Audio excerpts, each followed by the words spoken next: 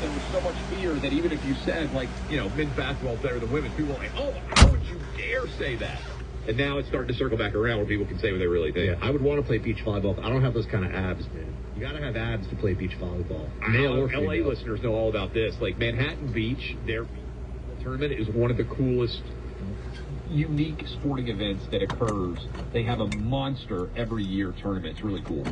I'm doing some sports this weekend, going out to the range with the brothers, and I know that training with a firearm is something you have to work on. It takes concentration. You got to put in the hours, just like anything else. When you're at the range, you're focused on honing your skills, but getting that kind of time at the range is not always easy. Plus, it can get really expensive because ammo is very expensive these days. So how do you keep your skills sharp without breaking the bank so you actually enjoy your time at the range even more? I'll tell you what I do. I train with the Mantis X system. It's a firearms training system that has no ammo, and it's an all-electronic way to improve your shooting accuracy. Simply attaches to your firearm like a weapon light. You can use it at home just as easily as at the range. The Mantis X gives you data-driven, real-time feedback on your technique and guides you through drills and courses. Nearly every gun owner who uses the Mantis X improves their shooting within 20 minutes.